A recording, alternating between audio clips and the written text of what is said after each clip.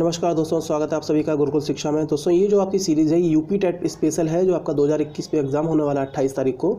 उस पे जो सब्जेक्ट ना आपका ईवीएस पर्यावरण अध्ययन, उस पर आधारित जो महत्वपूर्ण 30 प्रश्न मैंने निकाले हैं। चलिए देखते हैं इन प्रश्नों को। आप अपना स्कोर हमें जरूर बता दीजिए करिए स्कोर में कमेंट बॉक्स में। चलिए पहला प्रश्न है आपका, इनमें से कौन सा जैव अपघट्य पदार्थ है? प्लास्टिक, पॉलीथीन, शीशा या कोई नहीं। देखिए पहले आप ये समझ लीजिए कि जैव अपघट्य पदार्थ होते कौन से हैं। ये वो पदार्थ होते हैं, जैव अपघट्य पदार्थ वो पदार्थ होते हैं जिनको हम आसानी से नष्ट हो जाते हैं, या जिनको जो कीटाणु वगैरह होते हैं पृथ्वी पर, ये आसानी से नष्ट कर सकते हैं। अब ये तो प्लास्टिक हुई, ये भी नष्ट नहीं होती है, पॉलीथीन भी नष्ट नहीं होती है, और लेड जो शीशा है ये भी नष्ट नहीं होता है। तो आपका आंसर हो जाएगा सही, कोई नहीं। ईयरफोन जरूर लगा लीजिए, कुछ चीज़ें ऐसी होती है जो मैं आपको वैसे बताता हूँ, लिखकर नहीं बता सकता, तो आप उसको समझ लेंगे अच्छे से। अगला है आपका, दाची ग्राम राष्ट्रीय उद्यान है हिमाचल प्रदेश में, जम्मू कश्मीर में, तमिलनाडु में या सिक्किम में। अगर आप चैनल को पहली बार विजिट कर रहे हैं तो सब्सक्राइब कर लें और अपने दोस्तों तक ज़्यादा से ज़्यादा शेयर ज़रूर कर दें प्लीज़। ये इसका सही आंसर हो जाएगा। दाची ग्राम जो राष्ट्रीय उद्यान है ये है जम्मू कश्मीर में। अगला प्रश्न है आपका, चिपको आंदोलन के प्रणेता हैं? ऑप्शन है आपके किरण बेदी, सुंदरलाल बहुगुणा, मेधा पाटेकर या इनमें से कोई नहीं। काफ़ी फेमस है ये चिपको आंदोलन। तो ये जो चिपको आंदोलन है इसके प्रणेता है सुंदरलाल बहुगुणा। काफ़ी बार प्रश्न आ चुका है ये। और चिपको आंदोलन की शुरुआत है वो उत्तराखंड से हुई थी। अगला प्रश्न है आपका, प्रोजेक्ट टाइगर कब लागू हुआ? 2011, 1970, 1973 या 2007। तो प्रोजेक्ट टाइगर की शुरुआत हुई है 1973 से। अगला प्रश्न है आपका, पृथ्वी का कितना प्रतिशत जल पीने योग्य है? ऑप्शन है आपके 97.2%, 2.15%, 0.65% या 0%। राइट आंसर हो जाएगा इसका 2.15%। अगला प्रश्न आपका अच्छा है, BOD5 क्या है? ऑप्शन है आपके biochemical oxygen demand in 5 hours, biochemical oxygen demand in 5 days, biochemical oxygen demand in 5 months या biochemical oxygen demand in 5 minutes. आपको बताना है इसका सही आंसर। इसका सही आंसर हो जाएगा biochemical oxygen demand in 5 days. अगला प्रश्न है आपका, हरित गृह प्रभाव के द्वारा पृथ्वी पर कौन सा रेडिएशन होता है? UV radiation, gamma radiation, X किरण रेडिएशन या इंफ्रारेड रेडिएशन। इसका सही आंसर हो जाएगा इंफ्रारेड रेडिएशन। ऑप्शन है आपका 4, ये वाला सही हो जाएगा आपका इंफ्रारेड रेडिएशन। अगला प्रश्न है आपका, लंदन धूम्र पाया जाता है ग्रीष्मकालीन में दिन में या ग्रीष्मकाल में सुबह के समय, शीतकाल में दिन के समय या शीतकाल में सुबह के समय। ऑप्शंस आपके सामने हैं। इसका सही आंसर हो जाएगा ये जो शीतकाल में सुबह के समय पाया जाता है। दरअसल ये होता क्या है, जो कोहरा होता है सर्दियों में आपने देखा होगा, सुबह के समय जो कोहरा छा जाता है वही कोहरा जो है उसको ही लंदन धूम्र कहा जाता है। तो ये शीतकाल में सुबह के समय पाया जाता है। प्रश्न नंबर 9 है, हवा का एक तीव्र भंवर जो समताप मंडल में बनता है और अंटार्कटिका के ऊपर छाया रहता है, कहा जाता है उसको? ध्रुवीय समताप मंडलीय बादल या ध्रुवीय बवंडर, दोनों या इनमें से कोई नहीं। आप अपना स्कोर में कमेंट बॉक्स में ज़रूर बताएं और वीडियो को ज़्यादा से ज़्यादा शेयर ज़रूर कर दें। तो इसका आंसर हो जाएगा दोनों, यानी ध्रुवीय समताप मंडलीय बादल भी होंगे और ध्रुवीय बवंडर भी इसको कहा जाएगा। अगला प्रश्न है आपका, भोपाल गैस त्रासदी निम्न में से किसके कारण हुई थी? ऑप्शन है आपके मीथेन, फॉस्जीन, मिथाइल आइसोसाइनाइड या मेथिल एमाइन। काफ़ी फेमस प्रश्न है और काफ़ी बार आ चुका है। इससे रिलेटेड कई प्रश्न बनते हैं, मैं सारे क्लियर करा दूंगा, आप नोट डाउन जरूर कर लें। पहले इसका आंसर बता देता हूँ। इसका आंसर हो जाएगा मिथाइल आइसोसाइनाइड। अगर प्रश्न बन जाता है मिथाइल आइसोसाइनाइड का सूत्र क्या है, तो इसका सूत्र होता है CH3 और NCO। ये इसका रासायनिक सूत्र हो जाता है, इसको आप नोट डाउन कर लें, ठीक है। और मिथाइल आइसोसाइनाइड को हम लोग बोलते क्या हैं, इसको हम लोग MIC भी बोल सकते हैं, MIC, ठीक है। और इसका अगर बात करते हैं कि ये जो है भोपाल गैस त्रासदी, जो ये मध्य प्रदेश हुआ था, भोपाल जो है ये मध्य प्रदेश में है, वहीं पर ये त्रासदी हुई थी 3 दिसंबर 1984 को। अगर डेट पूछी जाती है तो आपसे इसका हो जाएगा 3 दिसंबर 1984 को, ये आपको याद रखना है, इस तारीख को ये त्रासदी हुई थी यूनियन कार्बाइड प्लांट में। अगला प्रश्न है आपका, श्वेत फेफड़ा कैंसर होता है एस्बेस्टस से, पेपर से, टेक्सटाइल से या सिलिका से? अच्छा प्रश्न है, इसका सही आंसर हो जाएगा टेक्सटाइल से। देखिए टेक्सटाइल में क्या होता है, जो रुई, जब टेक्सटाइल में जो वर्कर काम करते हैं तो वो रुई के जो छोटे छोटे कण होते हैं वो वर्कर के जो मुंह से और नाक से उनके फेफड़ों में जाके चिपक जाते हैं। वही जो रुई के जो कण होते हैं वही श्वेत फेफड़ों के कैंसर का कारण बनता है। अगला प्रश्न है आपका, निम्न में से किस गैस की गहन संलग्नता हीमोग्लोबिन से होती है? CO, NO, O2 या CO2? अच्छा प्रश्न है, तो इसका सही आंसर हो जाएगा कार्बन मोनोऑक्साइड। देखिए कार्बन मोनोऑक्साइड जो होता है वो हमारे जब ब्लड में घुल जाता है तो ब्लड में ऑक्सीजन की जो ब्लड जो ऑक्सीजन को लेकर जाता है उसकी मात्रा को कम कर देता है, जिससे दम घुटने से मृत्यु हो जाती है। इसको दम घोटू गैस भी कहा जाता है। अगला प्रश्न है आपका, इतिहास में पहली परमाणु दुर्घटना कब हुई? 16 अगस्त 1945 को, 26 अगस्त 1945 को, 6 अगस्त 1945 को या 8 अगस्त 1945 को? अच्छा प्रश्न है, ये वही घटना है जब वो जापान में हिरोशिमा और नागासाकी पर परमाणु बम गिराया गया था। तो ये सबसे पहली घटना अगर बात करते हैं तो वो हुई थी 6 अगस्त 1945 को, जो कि हिरोशिमा पर गिराया गया था बम। ठीक है, और आपको ये कंफर्म हो जाएगा हिरोशिमा पर जो बम गिराया गया था उस बम का नाम क्या था?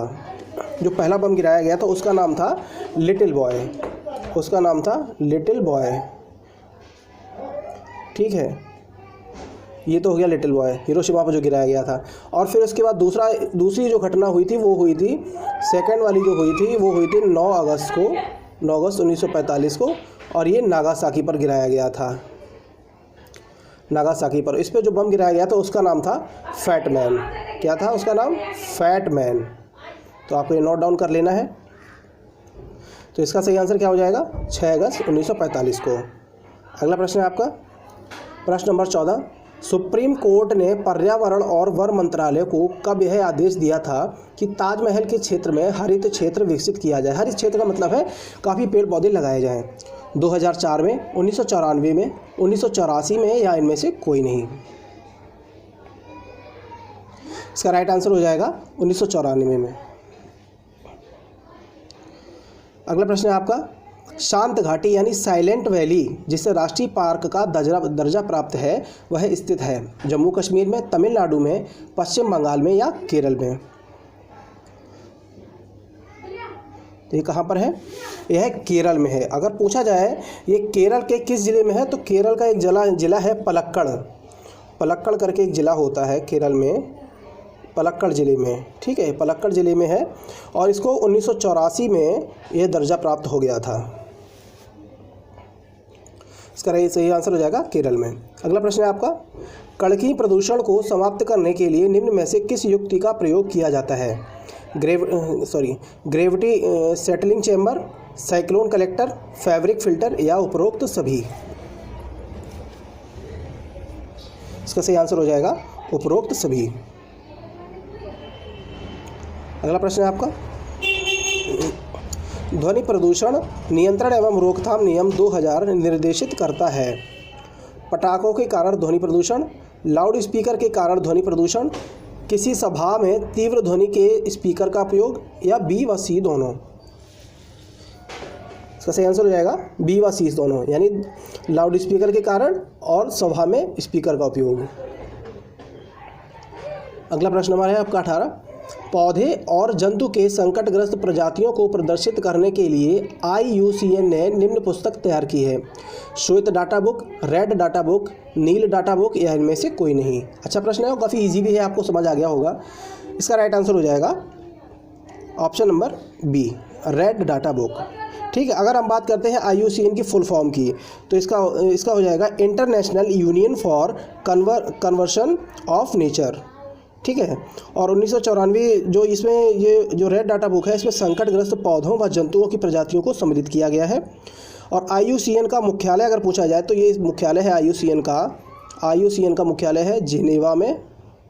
ठीक है, ये जिनेवा में इसका मुख्यालय है जो कि स्विट्ज़रलैंड में है। अगला प्रश्न है आपका, विश्नोई संप्रदाय स्थापित किया गया था वी.आर. अम्बेडकर द्वारा, भजन लाल के द्वारा, गुरु जम्भेश्वर द्वारा या जोधपुर के राजा के द्वारा। तो ये विश्नोई संप्रदाय जो था वो गुरु जम्भेश्वर के द्वारा स्थापित किया गया था। ठीक है, ये हिंदू संप्रदाय पंथ है। ये जो विश्नोई संप्रदाय के जो लोग थे ये वन और जीवों की सुरक्षा के लिए काफ़ी आगे रहते थे। वन और जीवों की सुरक्षा के लिए काफ़ी आगे रहते थे। अगला प्रश्न है आपका, प्रश्न नंबर 20, निम्न में से किस गैस के कारण पत्तियों का सिकुड़ना, पत्तियों का गिरना तथा आकार में छोटा होना पौधों में पाया जाता है? SO2, CO2, NO2 या इनमें से कोई नहीं। आपका स्कोर क्या रहे हमें कमेंट बॉक्स में ज़रूर बताएं। अगर आप कोई सुझाव देना चाहते हैं तो भी हमें आप कमेंट बॉक्स में बता सकते हैं। इसका सही आंसर हो जाएगा कार्बन मोनोऑक्साइड, CO। अगला प्रश्न है आपका, पानी में पाए जाने वाले रेडियो सक्रिय पदार्थ का अंश कारण बनता है। जो रेडियो सक्रिय पदार्थ का जो अंश होता है वो किसका कारण बनता है? कैंसर का, आँख से पानी गिरना, DNA विखंडन या यह सभी। तो ये जो रेडियो सक्रिय पदार्थ का अंश होता है ये सभी का कारण बनता है। अगला प्रश्न है, भारत में कितने प्रतिशत भूभाग पर वन है? 33.3%, 29.47% या 22.47% या 21.54%। इसका सही आंसर हो जाएगा 21.54%। ये जो इसकी रिपोर्ट है ये 2017 की रिपोर्ट के अनुसार है। अगला प्रश्न है आपका, प्रश्न नंबर 23, ग्रीन हाउस प्रभाव सर्वप्रथम पहचाना गया था जीन बप्तिस्ते ग्रीनवुड द्वारा, जीन बप्तिस्ते फ्यूरियस द्वारा या जीन बैकस्टेज ग्रीन हाउस द्वारा या इनमें से कोई नहीं। इसका राइट आंसर हो जाएगा फ्यूरियर के द्वारा। यहाँ पर फ्यूरियर होगा, फ्यूरियर। चलिए अगला प्रश्न देखते हैं। अगला प्रश्न है आपका, हाँ दोस्तों, अगर आप हमारे फेसबुक पेज या टेलीग्राम पेज से नहीं जुड़े हैं तो जुड़ जाएं। लिंक आपको डिस्क्रिप्शन बॉक्स में मिल जाएगा। आपको वहाँ से काफ़ी अच्छी PDF वगैरह, नोट्स वगैरह उपलब्ध होते रहेंगे। फेसबुक पेज पे काफ़ी अच्छी सीरीज चलती है, क्वेश्चन पूछे जाते हैं, तो आप इन पर जुड़ सकते हैं। प्रश्न नंबर 24 है, इनमें से कौन सा वैश्विक तापमान के लिए जिम्मेदार है?